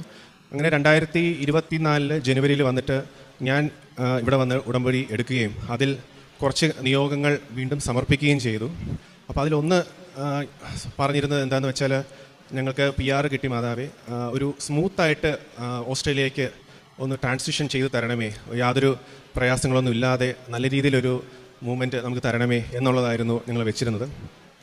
അപ്പോൾ തിരിച്ച് ജനുവരി കഴിഞ്ഞ് ഫെബ്രുവരിയിൽ ചെന്നപ്പോഴത്തേക്കും എൻ്റെ ജോലിക്ക് യാതൊരു തടസ്സമില്ലായിരുന്നു. പക്ഷെ പെട്ടെന്ന് എൻ്റെ പ്രൊജക്റ്റിന് നമ്മൾ രണ്ടുപേരും IT-യിലാണ് വർക്ക് ചെയ്യുന്നത്. പ്രൊജക്റ്റ് സ്റ്റോപ്പ് ആവുകയും അപ്പം എനിക്ക് വേറെ ജോലി സിംഗപ്പൂർ തന്നെ തപ്പേണ്ട ഒരു അവസ്ഥ വന്നു. പക്ഷേ എത്ര നോക്കിയിട്ടും സിംഗപ്പൂർ വേറൊരു ജോലി കിട്ടാത്തൊരു സിറ്റുവേഷനിലൂടെയാണ് ഞങ്ങൾ പോയിക്കൊണ്ടിരുന്നത്. അപ്പോൾ ഞാനിങ്ങനെ മാതാവിനോട് പറഞ്ഞു, മാതാവെ എന്താണ് എനിക്ക് സംബന്ധിച്ച്, ഞാൻ കരിയറിലൊക്കെ ഒത്തിരി നല്ല ഇതാണ്, പക്ഷേ എന്താണ് നമുക്ക് സംഭവിക്കുന്നത്, ഞങ്ങൾ ഉടമ്പടിയും വെച്ചിട്ടുണ്ടല്ലോ എന്നുള്ള രീതിയിലൊക്കെ മാതാവിനോട് ചോദിക്കുകയും അങ്ങനെ കുറച്ചും കൂടെ കൂടുതലായിട്ട് മാതാവിനോട് പ്രാർത്ഥിക്കുകയും ചെയ്തു. അങ്ങനെ സ്വാഭാവികമായിട്ടും സിംഗപ്പൂർ ജോലി കിട്ടാതെ വന്നപ്പോഴത്തേക്കും ഓസ്ട്രേലിയൻ PR ഓൾറെഡി ആയതുകൊണ്ട് തന്നെ നമ്മൾ ഓസ്ട്രേലിയയിലേക്ക് എന്നാൽ പിന്നെ ജോലി നോക്കാം എന്നുള്ള രീതിയിൽ ഞാൻ ഓസ്ട്രേലിയയിലോട്ട് ജോലി നോക്കി തുടങ്ങി. അതിനുശേഷം 1 മാസത്തിനുള്ളിൽ തന്നെ എനിക്ക് ഇൻ്റർവ്യൂ കോൾ വരികയും ജോബ് ഇൻ്റർവ്യൂ എല്ലാം അറ്റൻഡ് ചെയ്ത് എനിക്ക് ജോലി കിട്ടുകയും ആ മാസം അവസാനം തന്നെ എനിക്ക് അവിടെ ജോയിൻ ചെയ്യേണ്ട ഒരു സിറ്റുവേഷൻ വന്നു. അങ്ങനെ ഞാൻ ഒരു 2024 ഏപ്രിൽ ആദ്യത്തോടു കൂടി ഓസ്ട്രേലിയയിലേക്ക് മൂവ് ചെയ്തു. അപ്പോഴും വൈഫും പിള്ളേരും സിംഗപ്പൂർ തന്നെ കണ്ടിന്യൂ ചെയ്തു. കാരണം പിള്ളേരുടെ പഠനവും കാര്യങ്ങളും വൈഫും വർക്ക് ചെയ്യുന്നുണ്ടായിരുന്നു. അപ്പോൾ അവരവിടെ തന്നെ കണ്ടിന്യൂ ചെയ്തു. പിന്നീട് ഇവർക്ക് ഇപ്പോൾ ഡിസംബറോട് കൂടി വൈഫിൻ്റെയും ജോലി അവിടെ നിന്ന് റിസൈൻ ചെയ്തിട്ട് 2025 കൂടി ആദ്യത്തോടു കൂടി മാറാം എന്നുള്ളൊരു പ്ലാനിലാണ് നമ്മൾ ആദ്യം വിചാരിച്ചിരുന്നത്. അങ്ങനെ 2024 ഡിസംബറിൽ മനീഷ അവിടെ നിന്ന് റിസൈൻ ചെയ്തു. അപ്പം ഞാൻ അവിടെ നിന്ന് പിള്ളേരുടെ നെക്സ്റ്റ് ഇയറിലേക്കുള്ള അഡ്മിഷനും കാര്യങ്ങളെല്ലാം റെഡിയാക്കി ഞങ്ങൾ അവരെയും കൂടെ കൂട്ടി ഓസ്ട്രേലിയയിലേക്ക് വന്നു. 2 മാസം കഴിഞ്ഞ് ജനുവരി ഫെബ്രുവരി ഒക്കെ ആയപ്പോഴത്തേക്കും മനീഷയ്ക്കും അവിടെ ജോലി കിട്ടി. കഴിഞ്ഞപ്പോഴത്തേക്കും പിന്നീടാണ് അറിഞ്ഞത് മനീഷയുടെ ജോലിയും ഒരു ഫെബ്രുവരി മാർച്ച് ആയപ്പോഴത്തേക്കും ആ പ്രൊജക്റ്റും സ്റ്റോപ്പ് ചെയ്തു. ആ പ്രൊജക്റ്റും സ്റ്റോപ്പ് ചെയ്ത ആ പ്രൊജക്റ്റിലുണ്ടായിരുന്ന എല്ലാവരെയും അവർ ഫോഴ്സ്ഫുള്ളി ടെർമിനേറ്റ് ചെയ്യുകയും അങ്ങനെ അവിടെ സിംഗപ്പൂർ PR ഇല്ലാത്തവരെല്ലാവരും നാട്ടിൽ പോകേണ്ട ഒരു സിറ്റുവേഷനും വരികയുണ്ടായി. അപ്പം മാതാവ് ശരിക്കും പറഞ്ഞാൽ ഞങ്ങൾ വെച്ചിരുന്ന ഫസ്റ്റ് ഒരു അപേക്ഷ എന്നുള്ള രീതിയിൽ ഒരു സ്മൂത്തായിട്ട് PR ഓസ്ട്രേലിയയിലേക്ക് നമുക്ക് മൈഗ്രേറ്റ് ചെയ്ത് തരണേന്ന് പറഞ്ഞപ്പോഴത്തേക്കും ഞങ്ങൾ പ്ലാൻ ചെയ്തതിനേക്കാളും അപ്പുറം അല്ലെങ്കിൽ ഞങ്ങൾക്ക് ചിന്തിക്കാൻ പോലും പറ്റാത്ത രീതിയിലുള്ളൊരു ട്രാൻസ്ഫോർമേഷനാണ് നമുക്ക് മാതാവ് സാധിച്ചു തന്നിരിക്കുന്നത്. ഞാനും മനുഷ്യയും കുറേ കാര്യങ്ങളൊക്കെ ഒത്തിരി പ്ലാൻ ചെയ്തിട്ടുണ്ട്, ഇങ്ങനെ വേണം, അങ്ങനെ വേണം, ഇങ്ങനെ ചെയ്യണമെന്നൊക്കെ. പക്ഷേ അതിലൊന്നും കൂടെ അല്ലാതെ ഏറ്റവും നല്ല ബ്യൂട്ടിഫുൾ ആയിട്ടാണ് നമുക്കൊരു നല്ലൊരു ട്രാൻസ്ഫോർമേഷനാണ് നമുക്ക് തന്നിരിക്കുന്നത്, ഒരിക്കലും പറ്റാത്ത രീതിയിലുള്ളത്. സ്വാഭാവികമായിട്ടും ഓസ്ട്രേലിയയിലേക്ക് വന്നതിന് ശേഷം പിന്നീട് രണ്ടുപേർക്കും ജോലി ആയപ്പോഴത്തേക്കും ഒരു വീടെന്നുള്ളൊരു സ്വപ്നത്തിലേക്ക് വരികയുണ്ടായി. അപ്പം വീട് നോക്കുമ്പോഴത്തേക്കും ഒരു രീതിയിലും ഒരിടത്തും നമുക്ക് വീടൊന്നും അങ്ങനെ കാണിച്ചു തരികയോ അങ്ങനത്തെ കിട്ടുന്നില്ല. ചില വീട് ഇഷ്ടപ്പെടുമ്പോഴത്തേക്കും അടുത്ത് പിള്ളേരുടെ സ്കൂൾ സൗകര്യങ്ങളൊക്കെ കുറവായിരിക്കും, നല്ല സ്കൂളായിരിക്കത്തില്ല. അങ്ങനെയൊക്കെ വന്നപ്പോഴത്തേക്കും അത് വളരെയധികം ബുദ്ധിമുട്ടുണ്ടായി. അപ്പോൾ ഡിസംബർ അവസാനം ഈ വർഷം നമ്മൾ നാട്ടിലേക്ക് വരാനായിട്ട് ടിക്കറ്റൊക്കെ നേരത്തെ എടുത്തതാണ്. അപ്പം ഒന്നും ആവാതെ വന്നപ്പോഴത്തേക്കും നമ്മൾ മാതാവിനടുത്ത് ഒരു ലൈറ്റ് ക്യാൻഡിൽ ഓൺലൈൻ റിക്വസ്റ്റ് ചെയ്തായിരുന്നു. നവംബർ ആദ്യം മാതാവെ, ഞങ്ങൾ നാട്ടിലേക്ക് പോകുന്നതിന് മുമ്പായിട്ട് തന്നെ ഞങ്ങൾക്കൊരു വീട് എന്നൊരു സ്വപ്നം സാധിച്ചു തരണമേ, അതിന് എന്തെങ്കിലും ഒരു അടയാളം മാതാവ് കാണിച്ചു തരണമേ എന്ന് റിക്വസ്റ്റ് ചെയ്തിട്ടുണ്ടായിരുന്നു. അതിന് 2 ആഴ്ച കഴിഞ്ഞപ്പോഴത്തേക്കും ഞങ്ങളിങ്ങനെ വീട് എല്ലാ ആഴ്ചയും വീക്കെൻഡ്സ് നമ്മളിങ്ങനെ വീട് പോയി നോക്കുന്നുണ്ട്. പക്ഷേ 2 ആഴ്ച കഴിഞ്ഞപ്പോഴത്തേക്കും ഞങ്ങളൊരു വീട് പോയി കാണുകയും ആ വീട് നമുക്ക് ഇഷ്ടപ്പെടുകയും അതിൽ അടയാളം എന്നുള്ള രീതിയിൽ മാതാവിൻ്റെ ഒരു ഫോട്ടോ ഒരു ചുമരിൽ വെച്ചിട്ടുണ്ടായിരുന്നു. അത് ഞങ്ങൾക്ക് അടയാളമായിട്ട് കിട്ടുകയും മാതാവ് കാണിച്ചു തരികയും നമുക്ക് ആ വീട് സ്വന്തമാവുകയും ചെയ്തു. എല്ലാത്തിനും അടുത്തൊരു വലിയൊരു അപേക്ഷ ഞങ്ങൾ വെച്ചിരുന്നു വെച്ചാൽ, എൻ്റെ മകൻ ജുവാൻ, ഇവന് സ്പീച്ചിനൊരു ഡിലേ ഉണ്ടായിരുന്നു ബർത്തിന് ശേഷം. അപ്പം ആദ്യമൊക്കെ സ്പീച്ച് തെറാപ്പിസ്റ്റിനെയൊക്കെ കാണിച്ചിരുന്നെങ്കിലും അത്ര ഒരു വലിയൊരു ഇമ്പ്രൂവ്മെൻറ്റ് ഉണ്ടായിരുന്നില്ല. അപ്പോൾ അങ്ങനെ ഞങ്ങൾ നമ്മുടെ ഉടമ്പടിയിൽ അവനെ വെച്ച് സമർപ്പിച്ച് പ്രാർത്ഥിക്കുകയും മനീഷ കഴിഞ്ഞ 2024 ജവമാല റാലിയിൽ സിംഗപ്പൂരിൽ നിന്ന് ഇവിടെ വരുന്ന അതിൽ പങ്കുചേരുകയും ചെയ്തു. അപ്പോൾ അതിനുശേഷം ഉടമ്പടി തൈലവും ഉപ്പും ഒക്കെ അവൻ്റെ നാവിൽ പുരട്ടി നമ്മൾ സമർപ്പിച്ച് പ്രാർത്ഥിക്കുമായിരുന്നു. പക്ഷേ അതിനുശേഷം അവനൊരു വലിയൊരു ചേഞ്ചാണ് അവനിൽ സംഭവിച്ചത്. അവനിപ്പം നന്നായിട്ട് സംസാരിക്കും, യാതൊരു കുഴപ്പമില്ലാതെ സംസാരിക്കും. 2024 ഞാൻ ഉടമ്പടി എടുത്തെങ്കിലും മാതാവിനോടത്ത് ഞാൻ ഇവിടെ വന്ന് ഈ കിട്ടിയ അനുഭവങ്ങളെല്ലാം ഏറ്റുചൊല്ലാമെന്ന് ഞാൻ സാക്ഷ്യപ്പെടുത്താമെന്ന് പറഞ്ഞിരുന്നു. പക്ഷേ ജൂൺ ജൂലൈയിൽ ഞാനിവിടെ വന്നെങ്കിലും എനിക്കത് സാക്ഷ്യപ്പെടുത്താൻ ഒരു ചമ്മലായിരുന്നു. എന്താ പറയുക, പറയാൻ പറ്റിയില്ല, അങ്ങനത്തെ ഒരു സിറ്റുവേഷൻ ആയിരുന്നു. പക്ഷേ അതിനുശേഷം ഞങ്ങളുടെ ജീവിതത്തിൽ നടന്നിട്ടുള്ള സംഭവങ്ങൾ 2024 എന്നുള്ളൊരു വർഷം ഞങ്ങളുടെ ജീവിതത്തിൽ സംഭവിച്ചതെന്ന് വെച്ചാൽ, ദൈവം ഞങ്ങൾക്കായിട്ട് എല്ലാം ഒരുക്കി തരികയായിരുന്നു. എന്താ പറയുക, അത് എത്ര പറഞ്ഞാലും മനസ്സിലാവത്തില്ല. കാരണം എല്ലാം ഒരു മിറാക്കിൾ പോലെയായിരുന്നു സംഭവിച്ചിരുന്നത്. ശരിക്കും ഒത്തിരി സിറ്റുവേഷൻ, എൻ്റെ ജോലി പോകേണ്ടതായിരുന്നു, മനീഷയുടെ ജോലി പോകേണ്ടതായിരുന്നു, മൊത്തത്തിലൊരു തടസ്സം സംഭവിക്കേണ്ട സ്ഥലത്തുനിന്ന് ഞങ്ങളെ അതൊന്നും അറിയിക്കാതെ ഈ 2025 എന്നുള്ള വർഷത്തിലേക്ക് ഞങ്ങളെ സ്മൂത്തായിട്ട് മാതാവ് കൊണ്ടെത്തിക്കുകയാണ് ഉണ്ടായത്. അതിന് മാതാവിനോട് ഞാൻ ഒത്തിരി നന്ദി പറയുന്നു. അതോടൊപ്പം അന്ന് ജൂലൈയിൽ വന്നിട്ട് ഞാൻ ഇവിടെ വന്ന് സാക്ഷ്യം പറയാതിരുന്നതിൽ മാതാവിനോട് ഞാൻ എൻ്റെ ക്ഷമയും ചോദിച്ചോളുന്നു. കാരുണ്യ പ്രവർത്തികളായിട്ട് ഞങ്ങൾ ചെയ്തതെന്ന് വെച്ചാൽ, ഞങ്ങളുടെ വീടിൻ്റെ ചുറ്റുവട്ടമായിട്ട് കുറച്ച് ഓർഫനേജുകളൊക്കെ ഉണ്ടായിരുന്നു. അപ്പോൾ എല്ലാ മാസവും ആ ഓർഫനേജുകളിലേക്കുള്ള ഫുഡ്, ഒരു 100 പേരോളമുണ്ട്, മാസം ഫുഡ് നമ്മൾ അവിടെ കൊടുക്കുമായിരുന്നു. പിന്നെ കൃപാസന പത്രം പല സ്ഥലങ്ങളിലും തമിഴ്നാട്ടിലുള്ളവർക്കും അവിടെ എല്ലാം നമ്മൾ കൊണ്ടുപോയി കൊടുക്കുമായിരുന്നു. പിന്നെ ഞങ്ങളുടെ ഫ്രണ്ട്സ് വഴിയും കുടുംബക്കാർ വഴിയൊക്കെ വരുമ്പം സുഖമില്ലാത്ത ഉള്ളവരൊക്കെ ഉണ്ടായിരുന്നു. അപ്പോൾ അത് നമ്മുടെ അടുത്ത് വരുന്നവരൊക്കെ സാമ്പത്തികമായിട്ടുള്ള സഹായവും ചെയ്യുമായിരുന്നു. ഈശോയ്ക്ക് 1000 നന്ദി. എൻ്റെ പേര് റിയ, ഞാൻ കാനഡയിൽ നിന്ന് വരുന്നു. എൻ്റെ വീട് തൃശ്ശൂരാണ്. ഞാൻ 2022 ഫെബ്രുവരി മാസത്തിലാണ് ആദ്യമായി കൃപാസനത്തിൽ വന്ന് ഉടമ്പടി എടുക്കുന്നത്. ഉടമ്പടി എടുക്കാൻ ഒത്തിരി ആവശ്യങ്ങളുണ്ടായിരുന്നു. അതിനുപരി നല്ലൊരു ക്രിസ്തീയ ജീവിതം കൂടി നയിക്കാം എന്നൊരാഗ്രഹത്താൽ തന്നെയാണ് ഉടമ്പടി എടുക്കാൻ വന്നത്. ഞാൻ സൗദിയിൽ നഴ്സായിട്ട് വർക്ക് ചെയ്യായിരുന്നു. അവിടെ നിന്ന് കാനഡ എന്നൊരു രാജ്യത്തിലോട്ട് പോകാനായിട്ടുള്ള ഭയങ്കര ആഗ്രഹത്തോടുകൂടിയാണ് ഞാൻ അവിടെ നിന്ന് നിർത്തി വരുന്നത്. ഞാൻ 10 വർഷമായിട്ട് കാനഡയ്ക്ക് പോകാനായിട്ട് ശ്രമിച്ചുകൊണ്ടിരിക്കുകയാണ്. അതിനുവേണ്ടി 4 തവണ IELTS എഴുതുകയും അതിനുള്ള ആവശ്യമായ സ്കോർ ലഭിക്കാതെയും പല സ്ഥലത്ത് ഏജൻസിയിൽ പൈസ കൊടുക്കുകയും പൈസ പോവുകയും ചെയ്തിട്ടുണ്ട്. അങ്ങനെ ഇവിടെ വന്ന് ജോസഫസിനെ കണ്ട് പ്രാർത്ഥിക്കുകയും അനുഗ്രഹത്താൽ IELTS പരീക്ഷ എഴുതുകയും സ്റ്റുഡൻറ്റ് വിസയിൽ ഞാൻ കാനഡയിലേക്ക് പോവുകയും ചെയ്തു. അതിനു മുമ്പ് IELTS പരീക്ഷ എഴുതിയ സമയത്ത് എനിക്ക് 2 മൊഡ്യൂളിൽ ആവശ്യമായ സ്കോർ ലഭിച്ചിരുന്നില്ല. അങ്ങനെ അത് റിവാലുവേഷന് കൊടുക്കാൻ എൻ്റെ മനസ്സിൽ മാതാവ് പറയുകയും 2 സബ്ജക്റ്റും റിവാലുവേഷന് കൊടുക്കുകയും 2 സബ്ജക്റ്റിന് റിവാലുവേഷന് കൊടുത്ത് ആവശ്യമായ സ്കോർ ഒരിക്കലും IELTSൽ തൻ്റെ ചരിത്രത്തിൽ തന്നെ ഉണ്ടാവില്ല 2 സബ്ജക്റ്റിന് ഒരുപോലെ സ്കോർ ലഭിക്കുന്നത്. അതിന് ആവശ്യമായ സ്കോർ ലഭിക്കുകയും 1 മാസത്തിൽ തന്നെ വിസ ലഭിക്കുകയും ചെയ്തു. അങ്ങനെ ഞാൻ ഡിസംബർ 26 തീയതി 2022 കാനഡയിലേക്ക് പോവുകയും 2 മാസത്തിനുള്ളിൽ ഹസ്ബൻഡും മൂത്ത മകനും കാനഡയിൽ എത്തുകയും ചെയ്തു. അങ്ങനെ 1 വർഷത്തെ സ്റ്റുഡൻറ്റ് വിസയിലാണ് ഞാൻ അവിടെ പോകുകയും ആ സ്റ്റുഡൻറ്റ് വിസ തീരുന്നതിന് മുൻപ് രജിസ്റ്റേർഡ് നഴ്സിൻ്റെ ലൈസൻസ് പരീക്ഷ ആവശ്യമായിട്ട് കാനഡയിൽ വർക്ക് ചെയ്യാനായിട്ട്. അതില്ലാതെ ടെമ്പററി ലൈസൻസിൽ ഞാൻ അവിടുത്തെ ഒരു ഹോസ്പിറ്റലിൽ RN നേഴ്സായിട്ട് ജോലി ചെയ്യുകയും അതിനനുബന്ധിച്ച് ഞാൻ അതിനോട് PR സബ്മിറ്റ് ചെയ്യുകയും പെർമനൻറ്റ് റെസിഡൻസി സബ്മിറ്റ് ചെയ്യുകയും ചെയ്തു. അങ്ങനെ 1 വർഷത്തിനുള്ളിൽ തന്നെ എൻ്റെ വർക്ക് പെർമിറ്റ് തീരുന്നതിന് മുമ്പ് തന്നെ എനിക്ക് PR-ൻ്റെ ആപ്ലിക്കേഷൻ എല്ലാം ശരിയാകുകയും PR-ൻ്റെ അപ്രൂവൽ ലഭിക്കുകയും ചെയ്യും.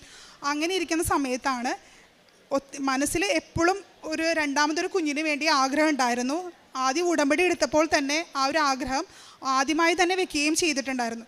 ബാക്കി എല്ലാ കാര്യങ്ങളും അതിന് നടക്കുകയും ഉണ്ടായിരുന്നു. പക്ഷേ ഈ ഒരു കാര്യം മാത്രം തടസ്സമായിട്ട് നിൽക്കുന്നുണ്ടായിരുന്നു. അങ്ങനെ ഇരിക്കുന്ന സമയത്താണ് എപ്പോഴും അടിവയറ്റിൽ ഇവിടുത്തെ തൈലം പൂശി പ്രാർത്ഥിക്കുകയും ചെയ്തിരുന്നു. അങ്ങനെ ഞാൻ അമ്മയോട് ഈ ആവശ്യം പറയുകയും അമ്മ ഇവിടെ വന്ന് എനിക്ക് വേണ്ടിയും ഉടമ്പടി എടുത്തു. അങ്ങനെ എടുത്ത് 2ാമത്തെ തവണ, അതായത് ആദ്യത്തെ ഉടമ്പടി പുതുക്കാനായിട്ട് വരുന്ന സമയത്താണ് ഞാൻ കാനഡയിൽ അന്ന് ആ സമയം വൈകുന്നേരമാണ്. ഇവിടെ രാവിലെ 3 മണി 4 മണി സമയമായിരുന്നു. ഞാൻ അമ്മയോട് പറഞ്ഞു, അമ്മേ ഞാൻ UPT ടെസ്റ്റ് പോസിറ്റീവാണ്, അമ്മ എനിക്ക് വേണ്ടി പ്രാർത്ഥിക്കണം, വേറെ ഒരു കാര്യത്തെക്കുറിച്ച് അറിയില്ല, ഒന്നും അറിയില്ല, സ്കാനിങ് ഒന്നും കഴിഞ്ഞിട്ടില്ല എന്ന് വെച്ചാൽ എനിക്ക് 4 തവണ അബോർഷൻ ആയിട്ടുണ്ടായിരുന്നു. മൂത്തവന് ഡെലിവറിക്ക് ശേഷം 4 തവണ കൺസീവ് ആയിട്ടുണ്ടായിരുന്നു. പക്ഷേ അത് അബോർഷനായി.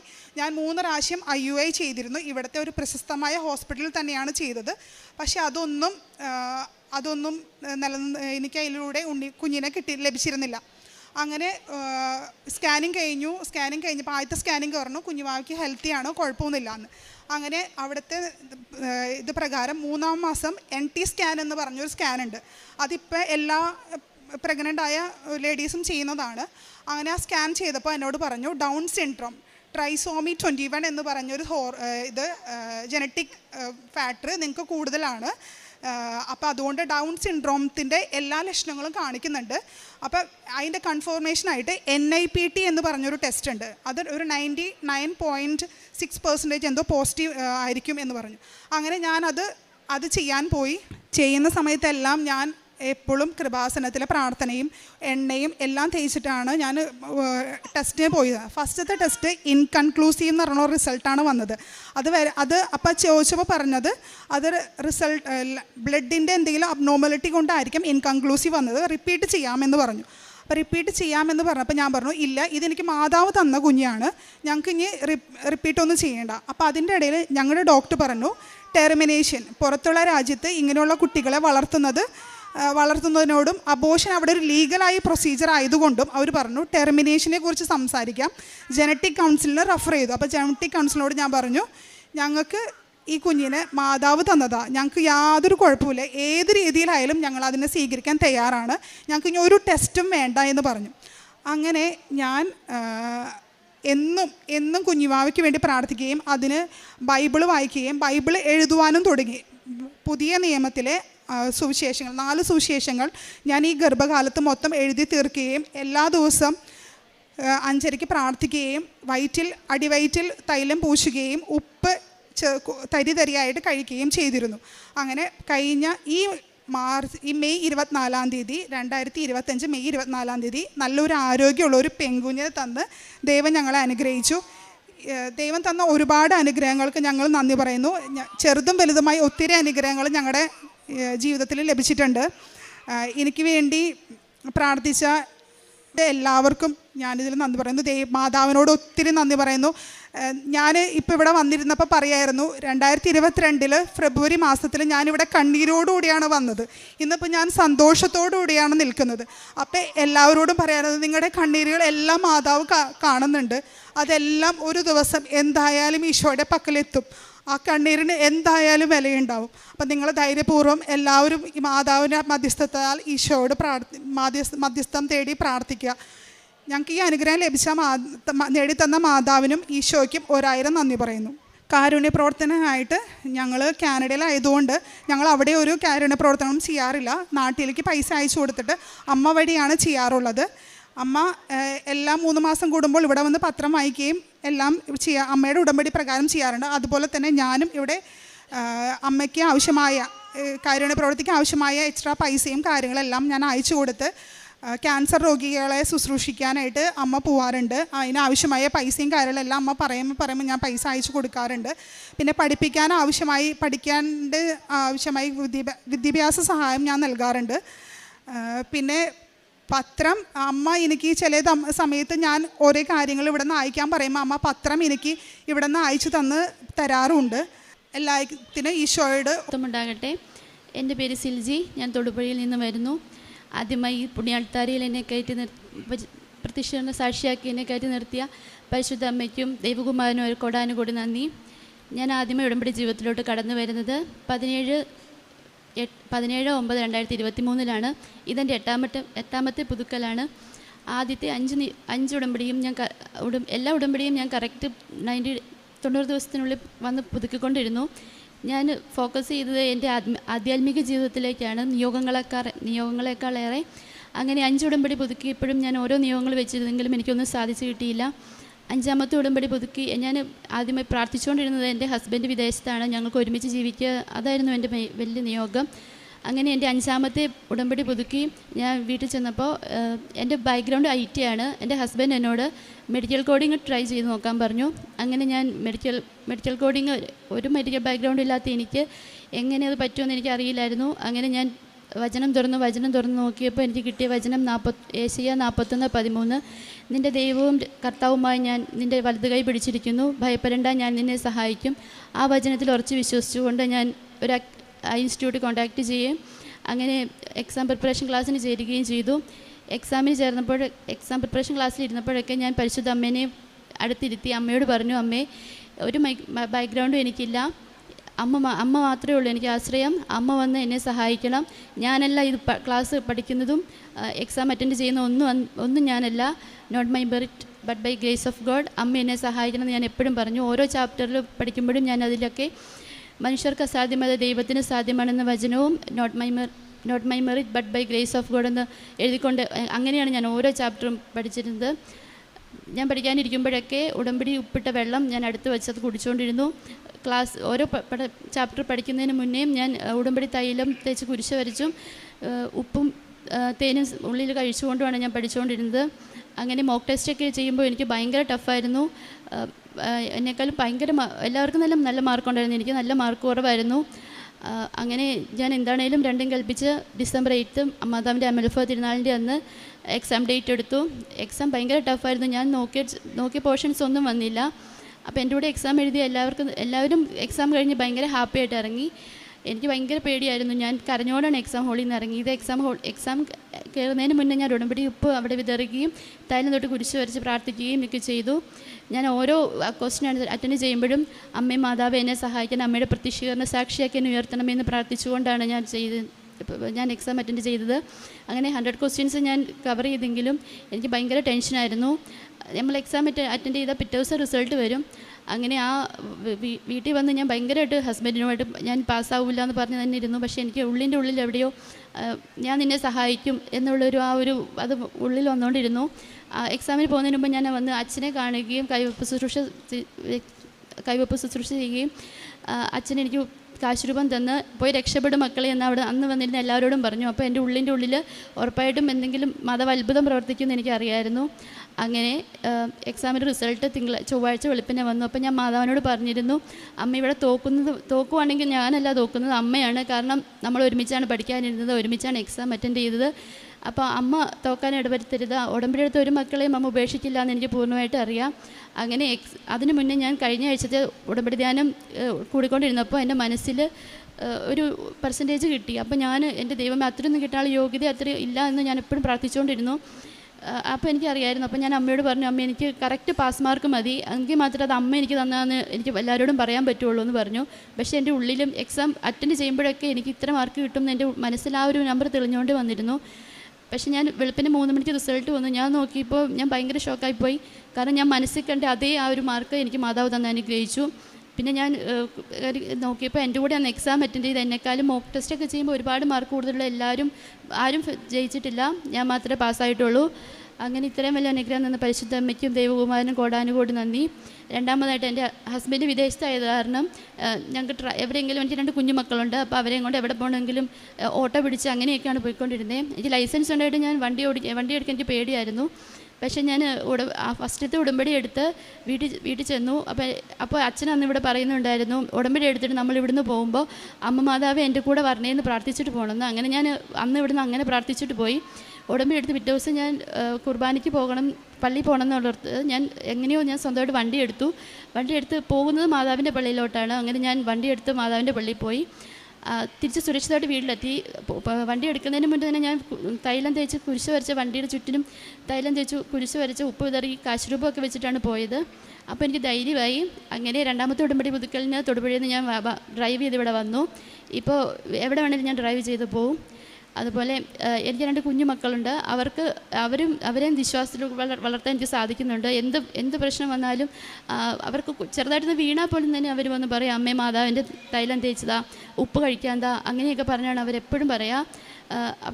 പിന്നീട് എനിക്ക് വന്നൊരു സണ്ണിൽ ലൈറ്റ് അടിക്കുമ്പോൾ എൻ്റെ കയ്യിലിങ്ങനെ ചെറിയ കുരുക്കൾ പോലെ വരുമായിരുന്നു. അപ്പോൾ ഞാൻ കുറേ ഡോക്ടേഴ്സിനെ കണ്ടിട്ടും എനിക്കത് മാറുന്നുണ്ടായിരുന്നില്ല. ഞാൻ ഉടമ്പടിത്തായാലും തേച്ച് എന്നും പ്രാർത്ഥിക്കുമായിരുന്നു. അങ്ങനെ ഇപ്പോൾ എനിക്കത് പൂർണ്ണമായും രോഗസൗഖ്യം കിട്ടി. എൻ്റെ കുഞ്ഞിൻ്റെ തലയിലും അതുപോലൊരു ഡാൻഡ്രഫ് കാരണം ഒരു ചെറിയൊരു ഇതുപോലെ വന്നു. അതും ഉടമ്പടിത്തായാലും തേച്ച് പൂർണ്ണമായും സൗഖ്യം കിട്ടി. പിന്നെ ഞാൻ പത്രപ്രേക്ഷിത പ്രവർത്തനം ചെയ്യുന്നത് ഇവിടുന്ന് കിട്ടുന്ന പത്രം ഞാൻ എല്ലാ മാസം തന്നെ പത്രം മേടിക്കാറുണ്ട്. മേടിച്ച് ഞാൻ തൊടുപുഴ ബസ് സ്റ്റാൻഡുകളിലാണ് കൂടുതലും കൊടുക്കുന്നത്. പിന്നെ വൃദ്ധസദനങ്ങൾ സന്ദർശിക്കാറുണ്ട്. 5ാമത്തെ ഉടമ്പടി വരെ എനിക്ക് അങ്ങനെ കാരുണ്യപ്രവർത്തികളിലൊന്നും ഞാൻ ഫോക്കസ് ചെയ്തിരുന്നില്ല. എന്നോട്ട് ഞാൻ കാരുണ്യപ്രവർത്തികൾ കൂടുതൽ ഫോക്കസ് ചെയ്തു. അന്ന് മുതൽ മാതാവ് എൻ്റെ ജീവിതത്തിൽ ഇടപെടാൻ തുടങ്ങി. പരിശുദ്ധ കുർബാന ഞാൻ ഇതുവരെ മുടക്കിയിട്ടില്ല. ഓരോ കുർബാനയും ഓരോ അനുഭവമായിട്ടാണ് എനിക്ക് തോന്നുന്നത്. കുർബാനയ്ക്ക് ചെല്ലുമ്പോഴൊക്കെ എങ്ങനെയോ എനിക്ക് നമ്മൾ അത് ഉയർത്തുമ്പോൾ എൻ്റെ കണ്ണീർ നിറയാതെ കണ്ണുനീര് വരും. അങ്ങനെ എനിക്ക് കുഞ്ഞുങ്ങളുള്ളതാണ്. ചില ദിവസം അവർ രാവിലെ എണീക്കുന്നതാണ് എനിക്ക് കുർബാനയ്ക്ക് അങ്ങനെ പോകാൻ പറ്റില്ല. അപ്പം ഞാൻ എന്നും പ്രാർത്ഥിക്കും അമ്മ, കാരണം എൻ്റെ ചുറ്റിനും 2-3 പള്ളി ഉണ്ടെങ്കിൽ എല്ലായിടത്തും രാവിലെ തന്നെയാണ് കുർബാന. അപ്പം ഞാൻ എന്നും മാതാവിനോട് പ്രാർത്ഥിക്കുമായിരുന്നു, മാതാവ് എനിക്ക് കുർബാന എന്തെങ്കിലും മിസ്സായ എനിക്കത് കാണണമെങ്കിൽ ഞാൻ പിന്നെ ടൗണിൽ പോകണം. അപ്പോൾ കുഞ്ഞുമക്കളെയും കൂടി പോകാൻ എനിക്ക് ഭയങ്കര പാടാണ്. അപ്പോൾ അങ്ങനെ ഞാൻ പ്രാർത്ഥിച്ച് ഞാൻ 2ാമത്തെ ഉടമ്പടി കഴിഞ്ഞപ്പോഴത്തേനും എൻ്റെ തൊട്ടടുത്ത് തന്നെ ഒരു അച്ഛന്മാരുടെ ആശ്രമം വരികയും അവിടെ എല്ലാ ദിവസവും വൈകുന്നേരം 6 മണിക്ക് കുർബാനയുണ്ട്. അപ്പോൾ എനിക്ക് രാവിലത്തെ കുർബാന മുടങ്ങിയാലും വൈകുന്നേരം അവിടെ പോയി കുർബാന കാണാൻ പറ്റും.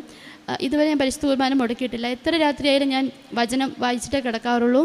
അതുപോലെ എനിക്ക് ഈ ഉടമ്പടിയിലൊക്കെ ആയിരിക്കുമ്പോൾ തന്നെ മറ്റുള്ളവർക്ക് വേണ്ടി പ്രാർത്ഥിക്കുന്നുള്ളൊരു ബോധ്യമാണ് എനിക്ക് വന്നുകൊണ്ടിരുന്നത്. അങ്ങനെ ഞങ്ങൾ ഉടമ്പടി എടുത്ത് 3-4 പേരുണ്ട്. അപ്പം ഞാൻ എൻ്റെ ഒരു ഫ്രണ്ടിനോട് ഷെയർ ചെയ്തു, എനിക്കിങ്ങനെ മാതാവ് ഇങ്ങനെ ഉള്ളിൽ മറ്റുള്ളവർക്ക് വേണ്ടി പ്രാർത്ഥിക്കണമെന്ന് തോന്നുവാന്ന്. അപ്പോൾ അവൾ പറഞ്ഞു, ഓക്കെ എന്നാൽ നമുക്ക് ജപമാല സ്റ്റാർട്ട് ചെയ്യാം. അങ്ങനെ ഞങ്ങൾ 4 പേരുടെ ഒരു ജപമാല ഗ്രൂപ്പ് തുടങ്ങി. അതിലെന്നും ഞങ്ങൾ ഓരോരുത്തർക്ക് ആവശ്യം വെച്ചിട്ട്, ഞങ്ങളുടെ അല്ല, ഓരോരുത്തർക്ക് നമുക്കറിയാവുന്ന ക്യാൻസർ പേഷ്യൻസ് അങ്ങനെ ഓരോരുത്തരുടെ ആവശ്യം വെച്ച് പ്രാർത്ഥിച്ചുകൊണ്ടിരുന്നു. ഇപ്പോൾ അത് കുറേ പേര് ആഡ് ചെയ്ത് ഇപ്പോൾ 10-30 പേരായി. അപ്പോൾ ഡെയിലി ഞാനതിൽ ഓരോരുത്തർക്ക് നിയോഗങ്ങളിടും, ജപമാല ആർക്കൊക്കെ ചെല്ലണമെന്ന് അങ്ങനെ അസൈൻ ചെയ്ത് ഞാനിടും.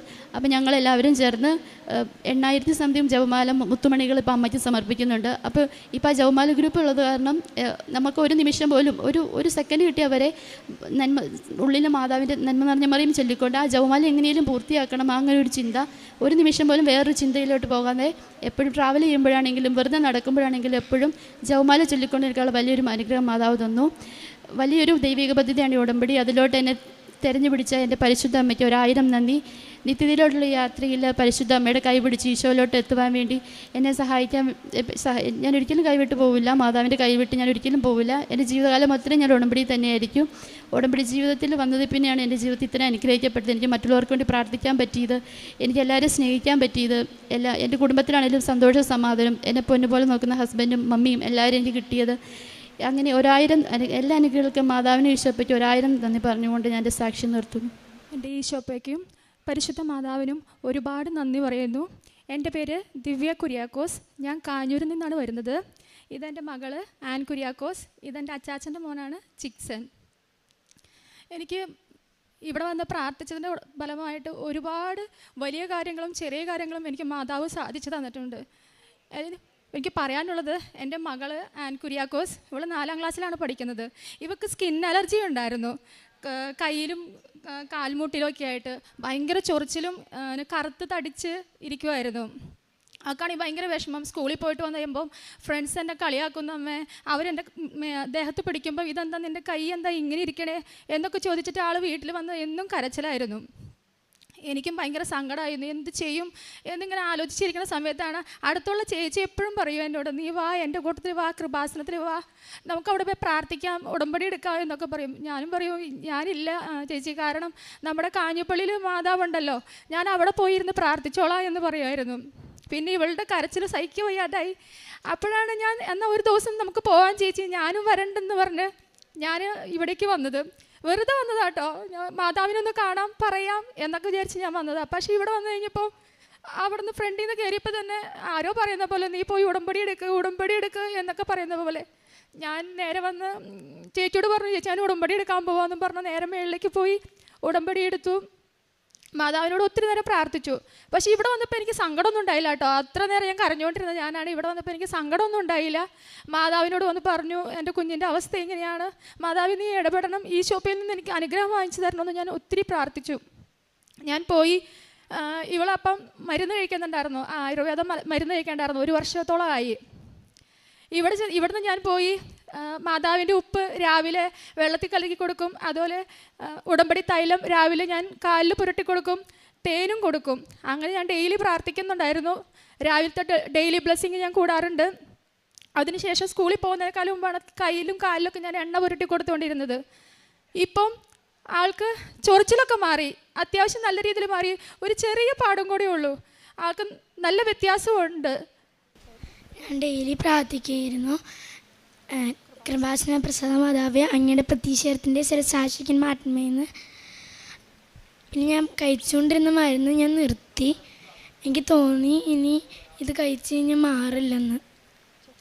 ചൊറിച്ചിലും മാറിയത് കൂടാതെ മാതാവിൻ്റെ തൈലവും തേനും ഒക്കെ ഞാൻ കുടിച്ചും തേച്ചും അതെല്ലാം മാറി. ഒത്തിരി നന്ദി യേശുവയ്ക്കും കൃപാസന പ്രസാദ മാതാവിനും. ഇതെൻ്റെ അച്ചാച്ചൻ്റെ മകനാണ് ജിക്സൺ.